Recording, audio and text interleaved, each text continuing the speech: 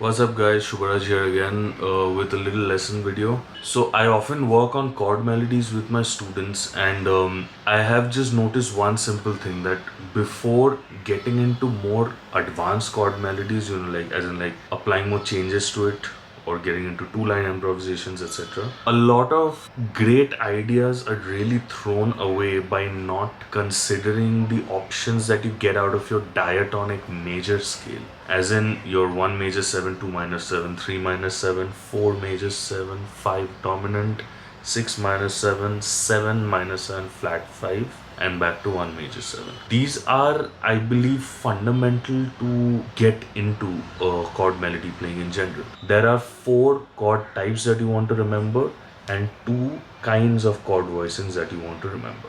Okay, the 4 types are major 7, minor 7 flat 5 and dominant 7.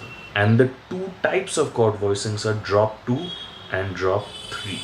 Now specifically we're talking about drop 2 chords with your root on the 5th string and drop 3 chords with your root on the 6th string. So knowing 2 to 3 versions of each of these 4 chord types is a great place to start. Let's say I'm in the key of A, okay? Now if I take A as my root and I want to play a drop 3 voicing, this is my root inversion drop 3. Okay, we got the root, got the major 7th on the 4th string, we got the 3rd on the 3rd string and the 5th on the 2nd string. Now if I have to convert this into A minor 7, I flat the 3rd and I flat the 7th. So I'm left with, now it might look like I'm holding a bar chord and I am barring it, but I am only picking 6, 4, 3, 2. Okay? Now if I have to turn this into a minor 7 flat 5, I flat this 5 further on top and I'm left with this voicing. And finally dominant 7, right? So for that, this was my major 7. So I flat the 7 only and the 3rd and the 5th remains where they are. So again, this might look like a bar chord, but I'm only picking 6, 4, 3, 2. So now you have these 4 chord types figured out with root on the 6th string for your drop 3 voicings. Now the next job is to work out the drop 2 with your root on the 5th string. I can either start on the 12th fret over here for a major 7, or I can also play it in open position over here. I'm gonna work out on the 12th fret first and then you can translate that to this position by yourself, because spoon feeding doesn't really work. So I have my root, 5th, major 7th and 3rd. That gives me the major 7 drop 2 voicing for A. Okay, now if I have to turn this into minor 7, I flat the 3 and I flat the 7, giving me, yeah. And again notice I am only picking 5, 4, 3, 2, so the middle 4 strings. Next, minor 7 flat 5, so I just have to flat the 5 further here. So root, flat 5, flat 7 and flat 3. And finally dominant 7. For that we go back to the major 7 again and just flat the 7 down. Okay? Cool. So quick recap. Major 7th, minor 7th, minor 7 flat 5, dominant 7. Okay? That was your drop 3 chords with root on the 6th string. And then major 7, minor 7, minor 7 flat 5, dominant 7. This is your drop 2 with root on the 5th string, and like I already told you, translate this down here an octave below by yourself. Now obviously I showed this to you in more of a parallel form, in the sense like rather than thinking of an A major scale and then like giving you a B minor, C sharp minor, etc. I just showed you all 4 chord types with A as the root. Now if we translate this to the diatonic chord chart, we have 1 major 7, 2 minor 7, 3 minor 7, 4 major 7, 5 dominant 7, 6 minor 7 and 7 minor 7 flat 5. So in the key of A, we are gonna have A major 7th. Then we already learned the minor shape, minor 7 shape for drop 3. So I'm just gonna translate that here to B. Okay. Now you can choose to go to C sharp minor from here as well using the drop 3, or you can also choose to go to the drop 2 version right here. Okay. Let's say I choose to go with the drop 2 version, and you'll see in a bit why. Okay, then we have 4 major 7, so that's D major 7. I'll stick to drop 2 for that as well. Then we have your E dominant 7, that's my 5 chord. For the 6 chord, let's say I want to use the drop 2 again. Okay, F sharp minor 7.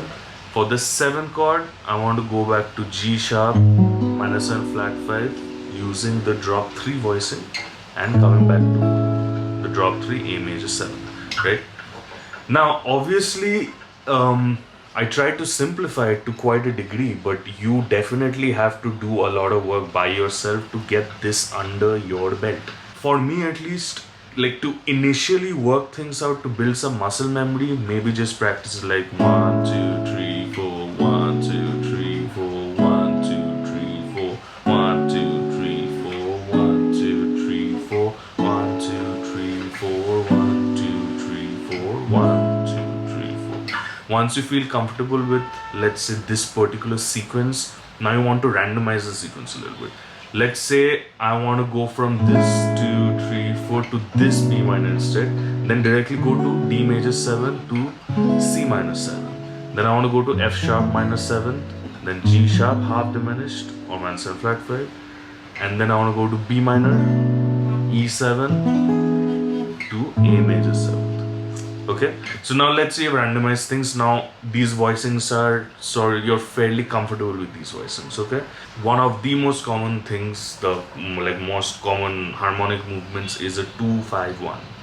2 will denote B minor 7 in this case, 5 will denote E dominant 7 in this case, and 1 is gonna denote A major 7. My first job is going to be to use these drop 2 and drop 3 voicings, all are in root inversions, and I'm gonna play them like this particular chord progression across the fretboard. Okay, so here's my 2 minor. If I take the drop 3, the closest one to my hands over here is the drop 2 E7, and then the closest one here is drop 3 A major 7th. Okay, now let's say I want to go to this B minor 7x, drop 2 B minor 7, drop 3 E dominant 7th, drop 2 A major 7. Now if we have worked this out here, same thing is of course applicable an octave above.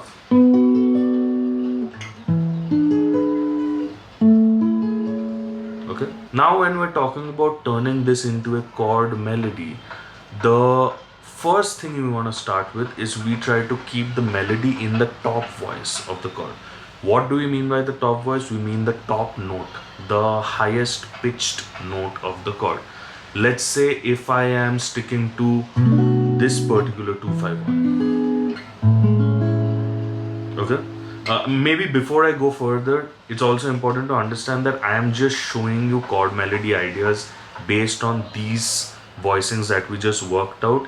This is where you start. Things can go way deeper and way more complicated than that. I will probably not go into all of that in this particular video, but hey, if you want to know more about that, you can sign up for private lessons with me. My details are in the description box below, or if you don't want to sign up for lessons, just maybe ask me a question in the comment section and I'll try my best to answer that as best as I can. Now I am thinking, I'm not gonna particularly think of the rhythm yet of the melody. I'm just gonna think of a melodic movement.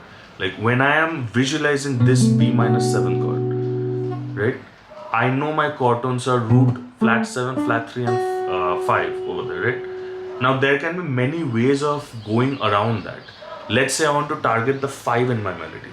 I am not gonna think of the A major scale yet for it. The major scale is great to know, but when it comes to creating melodies or just creating music, think of outlining the changes more than your scale. The scale is a dead end. If you stop thinking of the scales, you will realize that there are other ways of approaching your chord tones as well.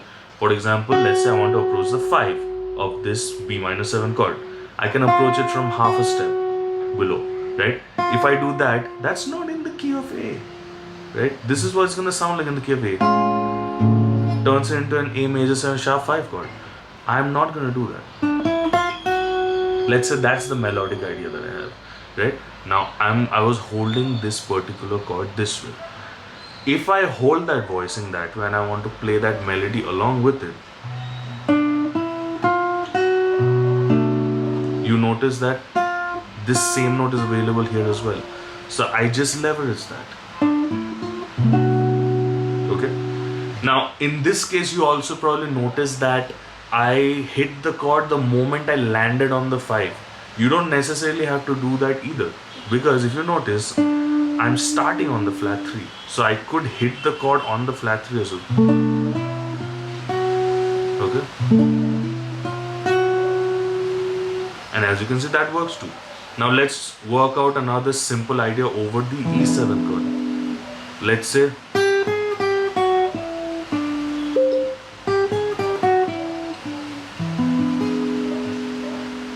okay, so far we got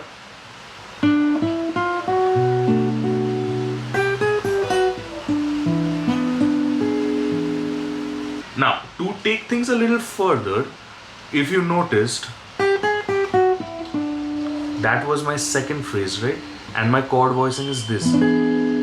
I do not have to hold a big chord to make it sound like a chord melody.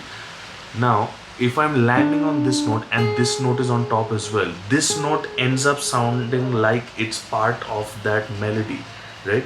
And the first thing that I mentioned is, to start off with at least, we want to make sure that the melody is in the topmost voice of the chord. So what I'll do is, in this particular voicing, I'll just omit this particular note. There you go. It sounds perfectly fine without it. Root 5th and flat 7. The flat 7 is your melody note. So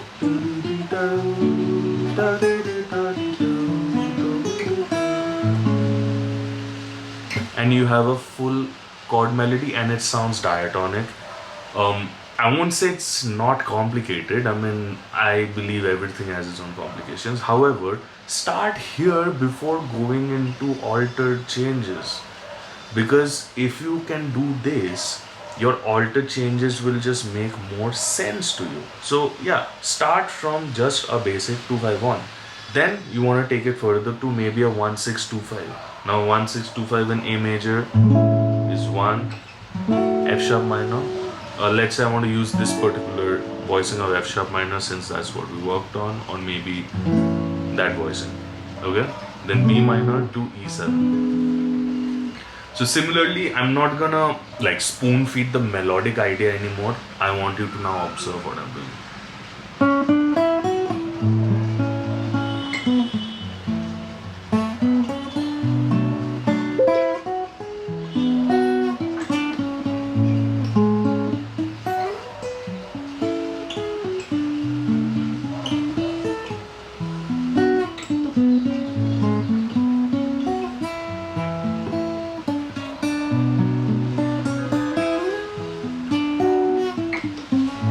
Now I'm gonna stop right there. That was a 1-6-2-5. Your homework now is just rewatch that section of the video. Try to analyze what I'm doing. Like, analyze the melody notes against the harmony that I'm playing it over. Okay? Once you feel... I just dropped something. Once you feel comfortable with that, you want to move on to the next common chord progression, which is 3-6-2-5. That is something that I would like you to figure out by yourself, and in the process, if you come up with something interesting, feel free to comment down below or just email me. You know, I would love to hear what you're getting out of these lessons that I upload. And if these lessons are helpful in any way, consider liking the video, consider sharing the video, and consider subscribing to my channel. You can also hit that little bell notification beside the subscription button. That way, whenever I upload a new video, you get notified directly. Okay? And lastly, again, I'm mentioning, if you want to take private lessons with me, my details are in the description below. I will also add it somewhere here on the screen. You can get in touch with me. You can call or WhatsApp me on my phone number, or you can send me an email. The email is in the description. That will be all for this particular short lesson. Hopefully this was helpful. Thank you for watching, and I'll see you in the next video. Bye.